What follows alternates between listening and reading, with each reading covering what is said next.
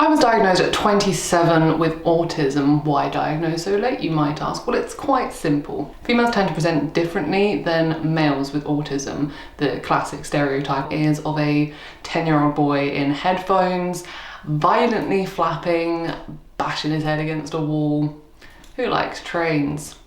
Ironically, I do also like trains, but that's besides the point. Females tend to be more subtle and mask their traits compared to males, and as such, lots of young females tend to get missed and only in adult life start to question. So I've put together a list of some of the traits that I had growing up and still have to this day that are kind of more subtle and more easily missed. I'm by no means a professional. You can't diagnose based off of one video, but if you do share some of these traits, then it might be worth looking into an autism diagnosis. We're going to start with stimming, and now some quite common and subtle stims that I did as a child and still do now, and I've seen other people do as well. The first one being T-Rex hands. Now, what I mean by that is I personally, and I have seen other people do this, but personally, I used to, and I still do this, have my hands, like I will hold my hands like this, like I don't notice that I'm doing it, and my arms will be by my sides and I'll just be doing this, like, you know. Similarly, when sitting down, my arms will be on my legs and my hands will just be doing this. They'll be kind of like curled. It's comfortable, it's comforting. Anyway, T-Rex hands. Another one is standing with my legs crossed and my feet together. I do this in social situations, when I have to stand, when I'm listening to people, when I have to engage with stuff. That's just how I stand, and it's comfortable. So they're kind of just like, my legs are crossed and my feet are just together. Another one is feet rocking, ankle rocking, feet, and I kind of just rock on the sides of them. Other stims include visual stimming. So I personally I'm obsessed with fairy lights and lava lamps. Like, I will zone out looking at those things. So there you go. Visual and physical stims.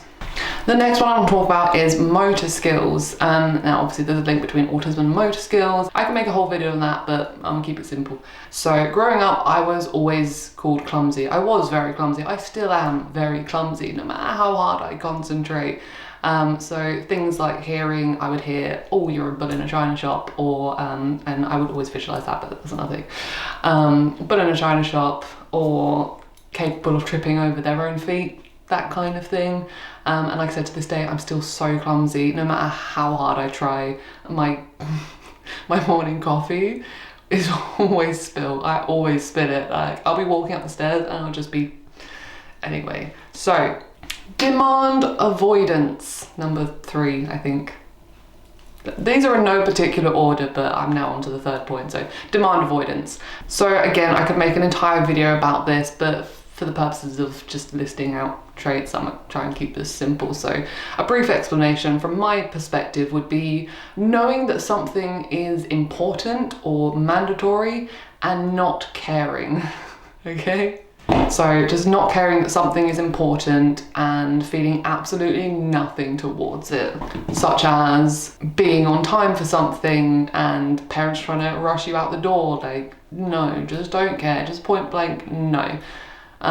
This is something I've always done, and when demands are placed upon me, I would either wriggle my way out of them or just point blank refuse. There was one time my dad took me to college and I just refused to get out of the car. I gave no explanation as to why I didn't want to go in, I just refused. I was just not doing it.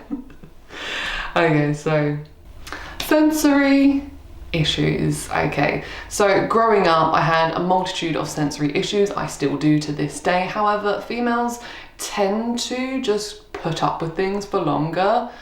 From my personal experience and observations. Personally, anyway, I would put up with these things. I don't know why. Nowadays, I'd be like, no. But when I was younger, I thought there was something wrong with me and I didn't want people to know. So things like school trouser fabric, I would just put up with it. I would just wear it, I would hate it and refuse and try not to touch my legs or brush past them or have my legs chafing together because the sound and the fit.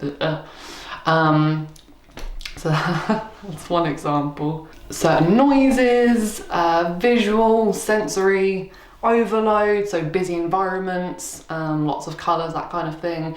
And when I say that females tend to put up with that for a bit longer, I just mean that females tend to mask more, as I mentioned earlier. So it might not be until later in the day, once those things have already happened, that it can kind of come out randomly, sort of anger. This anger can come out, this frustration and grumpiness, and these are all due to the sensory overloads sort of earlier in the day, for example. Last but not least, social interaction and communication. I am still to this day not very good at this aspect. It's one of my biggest struggles. However, again, as I said earlier, females tend to mask a bit more and a bit better. But there are still occasions where the autism just comes out, you can't help it. So this can kind of look like not understanding social cues, not giving the correct responses to things, being bossy. When because I did have friends, I'm very good at them, but I did have friends. I was a very bossy friend. So in my friend groups, I would have to control what games we played, how we played the games. If they were playing it wrong, I would say playing the game wrong. It's just an element of control. So being bossy and being bullied as well, and falling for it every time, because I just didn't get that they were being mean to me, and they would be mean to me, play it off as a joke, and then invite me to another thing like a sleepover, and I might make a video on this actually. It's a good topic. And I would go because I was like, oh, it's just a joke, they're my friends, and they would be mean to me again. And I mean, I fell for this every single time, like every time. It's bad. Anyway, so there you have it, 5 somewhat subtle traits you might find in females with autism. If you relate to any or all of these traits, it might be worth doing some more research into autism or into getting a diagnosis. I do actually have a video, link it down below, on how to get an autism diagnosis in the UK, so you might find that helpful. I don't know. Anyway, obviously you cannot diagnose yourself off of one video, but if you did find any of this information helpful or interesting, please consider liking the video and subscribing if you'd like to see more content like this. Okay, thanks so much for watching, and I'll see you in the next video.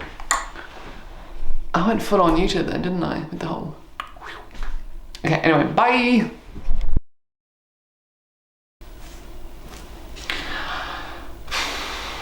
I think I've done this very concisely.